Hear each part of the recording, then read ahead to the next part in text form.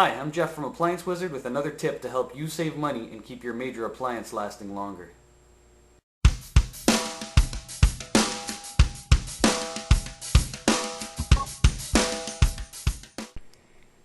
Alright, today we want to focus on fridges, and I go into about 8 or 10 homes a day, and almost every fridge I see is wasting hydro for nothing. And it's incredible the amount of people that don't realize how their fridge works, so today we're going to explain that. What you're looking at here is called a cold control. Today we are going to learn where to find this control, because this basically is your hydro bill. This one device tells your fridge how long to run and how much money you're going to spend to keep your fridge cold. All it is a basic switch, 2 wires attached right here, just a basic on-off switch, and what tells it when to turn on and off is this simple probe. It's filled with a small amount of gas, and according to temperature it'll expand or contract and close or open this switch. So what we want to do is figure out where this control is in the fridge so that we can keep it at the lowest possible setting, still having proper fridge temperatures. So let's take a look at a fridge and I'll show you what I mean. Alright, now the first thing we want to do is figure out if your fridge has 1 or 2 controls on it. So I'm going to show you this older fridge because it's one of the only ones that clearly displays the difference between the 2 knobs. This fridge is easy to find. There's only controls in the fridge section, and you've got control here and a control here. Now every fridge that has 2 controls, one of them is the cold control and one of them is an airflow door, and this is probably the only fridge that I see that actually says air control, which is a huge benefit. So what you want to do is locate the knob or the switch which actually has an off setting to it. It's very important. So the one that actually has the setting that says off or 0 with a line through it is your cold control. An airflow door will never have an off setting to it. It's going to have a range from A to F or 1 to 5 or whatever the range is. It will not show an off setting, and you can flip it back and forth and feel that there's no actual click. There's no off on either side. Okay, so if I turn this switch on, the fridge will start. As you saw before, it's got that little probe attached to it, and behind here the probe sits, and air, which comes through from the freezer section, hits the probe, and when the probe is satisfied with its temperature, it turns it off. Now the higher number you have it, obviously, the longer it's going to run. It's going to want a colder temperature. 99% of fridges, if you put it at 1/3 the range of what the cold control is, it's going to run perfectly. There are some exceptions, but they're very few. So if you go and look at your fridge and you locate the cold control and you see that it's at a number higher than 1/3 of the range, reduce your temperature down to 1/3 of the range. Go to your airflow knob if you have one. Some of them you're only going to find one switch, and that is going to be very easy to determine that it's a cold control, because if you only have one switch, you only got one choice. That means the airflow is preset. Airflow means just simply a little door that opens or closes. All the way one way is closed, all the way the other way is wide open. You always want to take your airflow door and put it directly halfway open or closed. That's where you want to start. So go to your fridge, find the cold control, it's going to be the only one that has an off setting, and move your airflow halfway through, halfway up.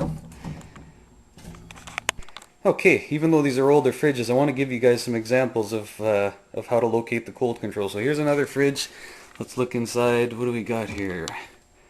You see that there's 2 controls here, nothing at all in the freezer section. So this is what we're dealing with. 2 controls on this fridge. Which one's the cold control? Which one's the airflow door? Let's take a look.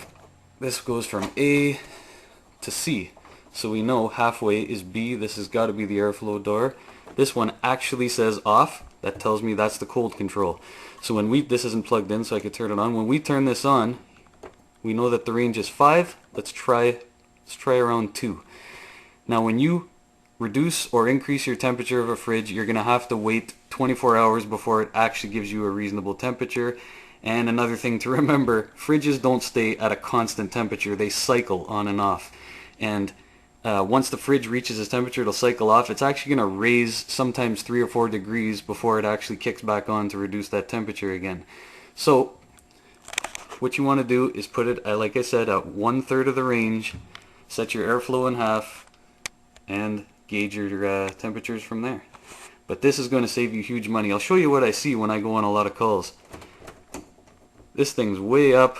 One of these is either completely off or completely open, and then you look at how long the fridge is running, and it's like 5 times longer literally than it has to be, and your hydro bill does not have to be that high. So forget about buying energy efficient fridges, which is a load of crap. Just take your fridge and make it run properly. Reduce the cold control down to 1/3 the range, airflow door in the middle, and you will see that your fridge should still keep proper temperatures. You should be satisfied that all your food's still good, but you're not going to have a huge hydro bill because you haven't wasted tons of compressor time running for absolutely no reason. Alright, now let's take a look at another fridge. This is a more modern fridge, bottom mount freezer, fridge on top.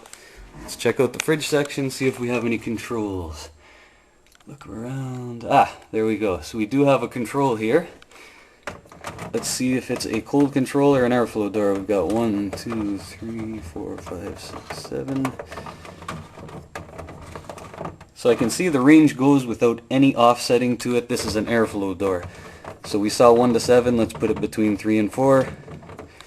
We leave it where it is. Now let's examine the freezer section. And by the way, a fridge will only get cold by cold air from the freezer blowing up from the fan and coming out vents in your fridge. That's bottom mount freezer or top mount, it doesn't matter.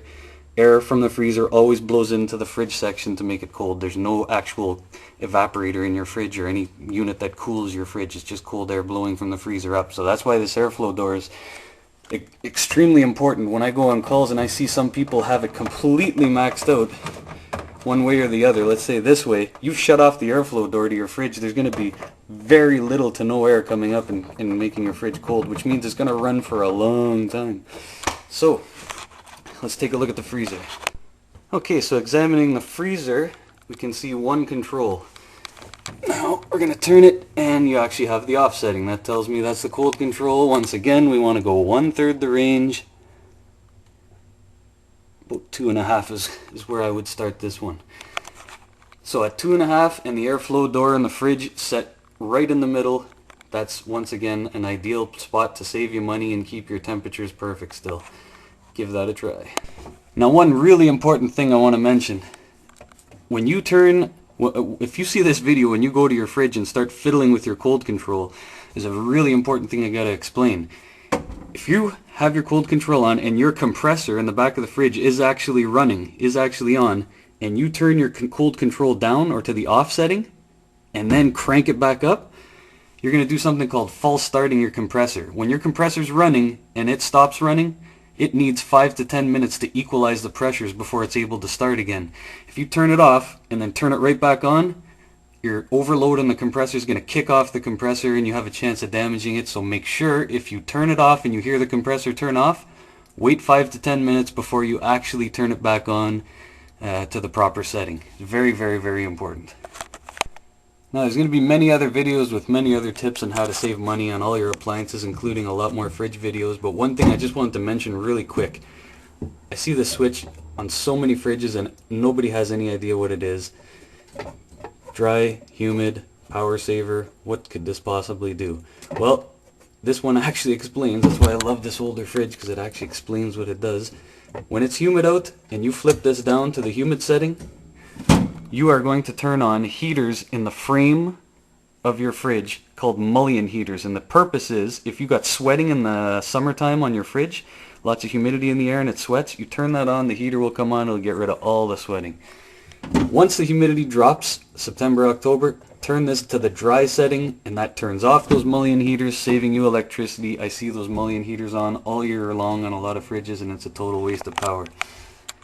And that's it. So let's conclude everything we saw today.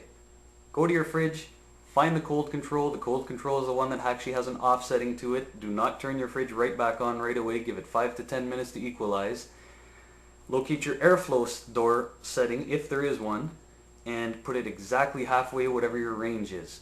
So 1/3 the range on the cold control, halfway on the airflow, and wait 24 hours to see if you're still satisfied with the temperatures.